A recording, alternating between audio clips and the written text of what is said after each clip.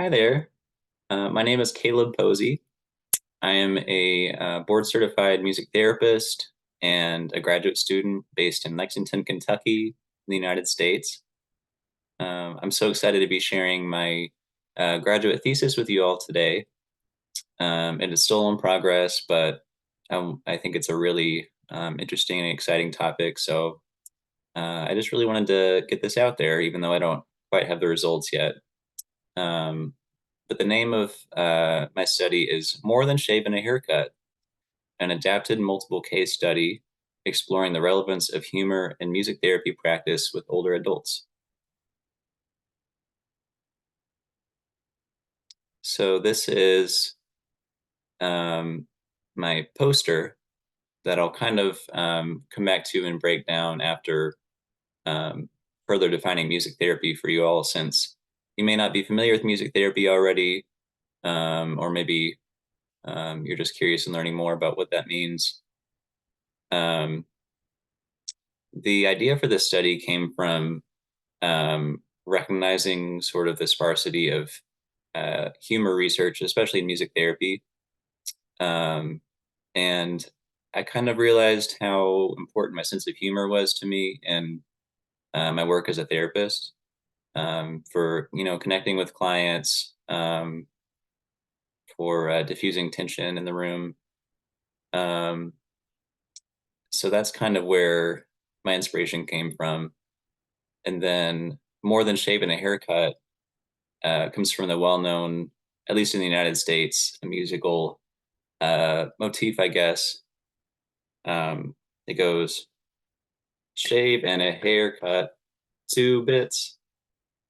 And when people hear shave and a haircut, sometimes people will respond 2 bits. And I've used this in sessions kind of honestly haphazardly. Um, I thought it would be funny, but um, it also kind of functioned to with my older adult clients to sort of get their attention, help people connect through a laugh, um, and doing this with musical instruments too. So I would drum that rhythm, and then they have whatever instruments they have, and 2 bits. Um, so yeah, that sort of started my interest in learning more about this.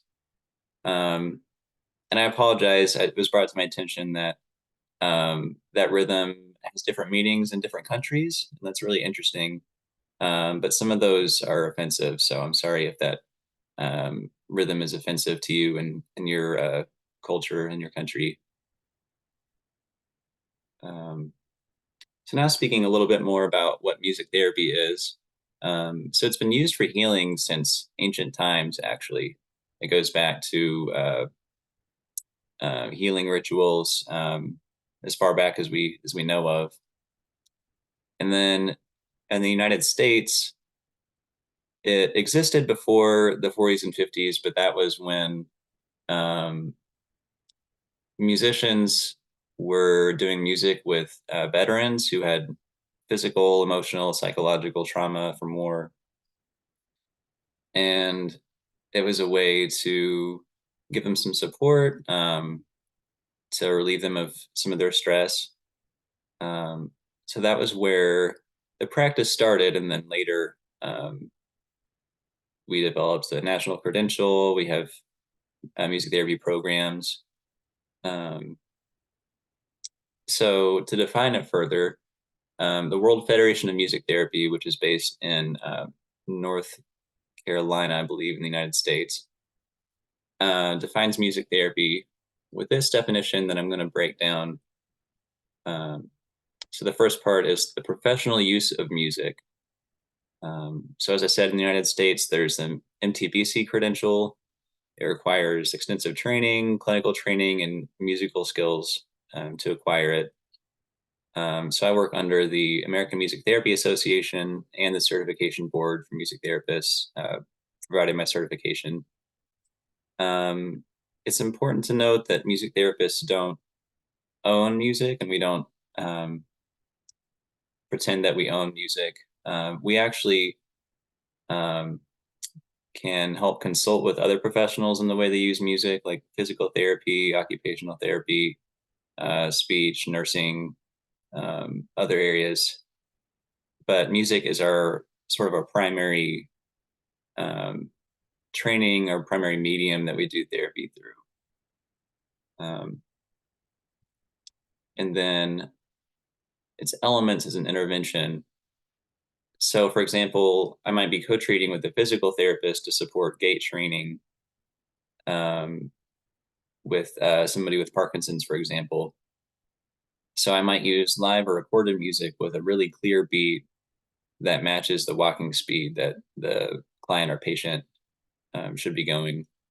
So that's thinking about the musical elements of tempo and rhythm, maybe lyrics and melody if the client is singing too. So it's very strategic and intentional in the way we conceptualize music and use it therapeutically. And we work in all kinds of settings. I currently work in private practice, but I go to personally, I go to some senior centers, nursing facilities, hospice programs, and there are music therapists that work in psychiatric hospitals, rehabilitative facilities, medical hospitals, outpatient clinics, people with intellectual developmental disabilities. The list goes on. We also go out in the community into client homes. And then we're optimizing their quality of life and improving their well-being in various areas. So it's important to note that we do work towards physical and communicative intellectual goals. We also specialize in sort of the social emotional side of well-being. So, for example, I go to a residential facility with adults with dementia, and my goals there involve promoting physical engagement with music and memory recall. But also, it's equally, if not more important, the self-expression, socializing with peers, using the music as a structure that the residents can communicate through and engage in the same activity together. So music is really powerful in that way. And then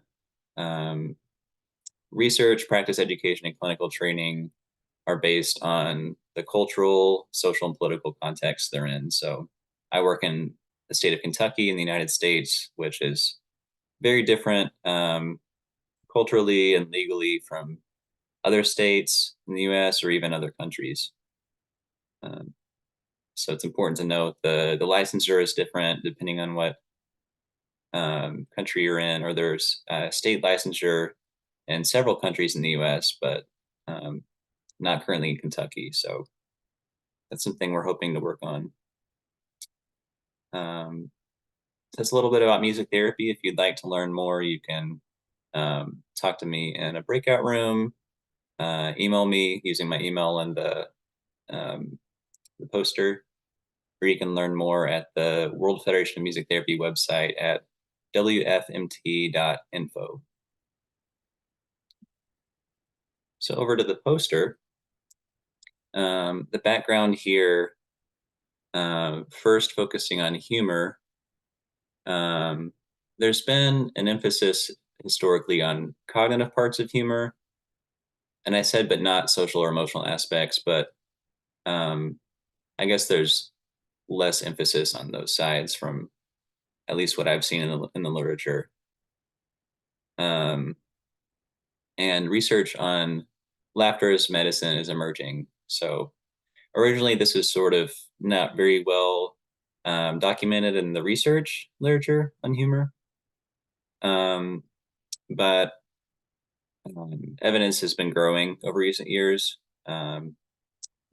So, looking back. For example, Martin and Leftport in the 80s developed the situational humor response questionnaire to measure individuals' use of humor as a coping strategy for stress. And then the domains they used are still the primary domains we see today, I think. The self-enhancing humor, affiliative humor, self-defeating, and aggressive. So around that time is sort of when the research on laughter as medicines sort of started to really defend the idea. And then with humor and aging, our sense of humor evolves throughout our lives.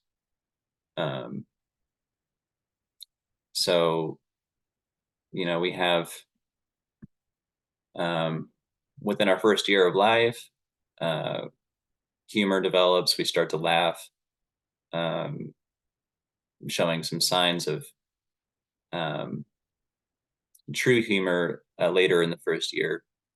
And that continues, our sense of humor develops and changes throughout our life, and it goes into older adulthood as well. So as we get older, not only is a sense of humor retained in older adulthood as we age, but this skill seems to persist in all stages of dementia, according to a study from Falkenberg.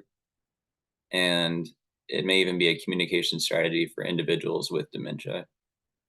So it's really considered a character strength as we get older. And self-enhancing and affiliative humor styles are associated with this healthy aging and positive well-being, as opposed to the aggressive and self-defeating styles. And then with humor and music therapy, only 2 studies have been published specifically on humor and music therapy, and many others mention it in passing. So that's part of my interest in growing this literature. One was on musical humor, and the other was on humor between music therapists and their clients with dementia. Humor research in related fields is sparse, and it's rarely discussed in clinical training. And there's a gap in addressing the clinical wisdom of music therapists, which is important for evidence-based practice, which involves the therapist's wisdom, the client's situation, their identity, their diagnosis, preferences, and then the research literature. So part of my interest with this study is growing not only the research on it, but looking for more clinical wisdom to draw from for music therapists. And this is my graphic joke here. So shave and a haircut equals what? That's what I'm looking to find out. This is sort of why I think this all matters. So humor is important for healthy aging, as I was saying, and it's often considered essential in therapeutic settings. Some have said that it's hard to imagine therapy without humor. But there's little evidence, as I was saying, regarding how to use humor in music therapy, strategies, best practices, anything like that. So my hope with this is to explore the clinical wisdom of music therapists regarding their use of humor. So the purpose of this study is to explore the use and function of humor in music therapy with older adults from the perspectives of experienced music therapists. The questions I'm asking are, how do music therapists describe their use of humor with older adults? How do they describe their use of humor, older adults' use of humor in music therapy sessions? And then how do music therapists describe the purpose of humor in music therapy? This is the theoretical framework I have been drawing from in the study, um, based on Solz's incongruity resolution theory. Um, uh, the comprehension elaboration model was developed by Weyer and Collins in 1992. And after humor comprehension, so you hear an incongruity, something that doesn't match up with itself. So in the traditional structure of a joke, the lead up, the initial part, and then the punchline is the resolution. And after you hear the resolution, you, according to Weyer and Collins, you go into the humor expansion. So you have the feeling of amusement, and then as you realize, oh, well, that means that um, that's saying the giraffe also has tentacles. That doesn't make any sense, or whatever. You start to realize the implications, and that's even more humor. So I chose this one because it's an important, um, uh, very cognitive um, theory on humor, which seemed to represent where the literature has been. But then it also has an important um,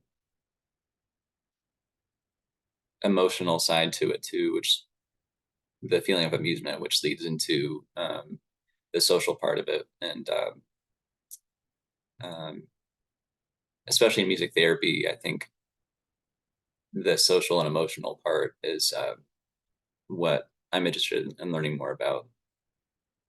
And these are the methods that I'm using.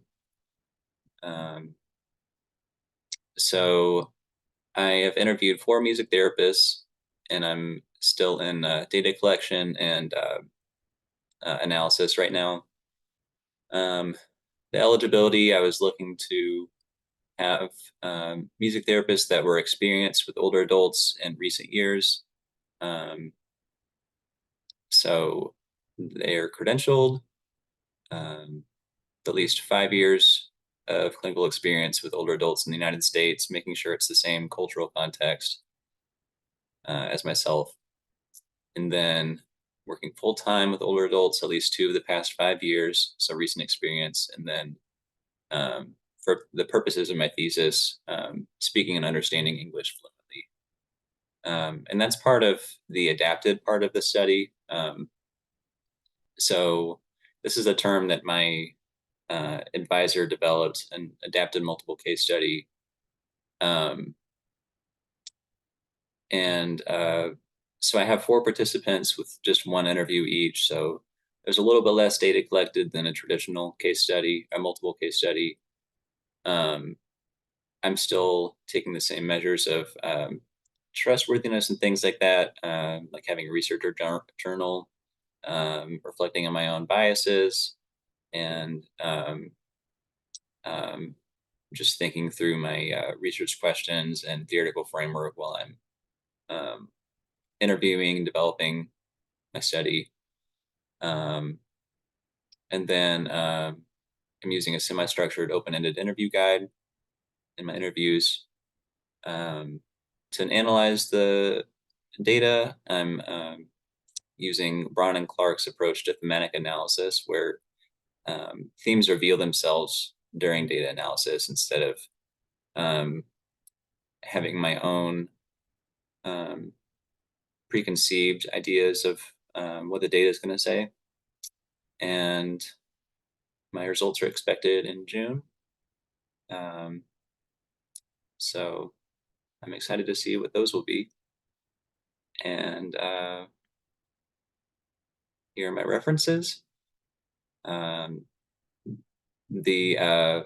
funding for the study was just to compensate the interview participants with a gift card.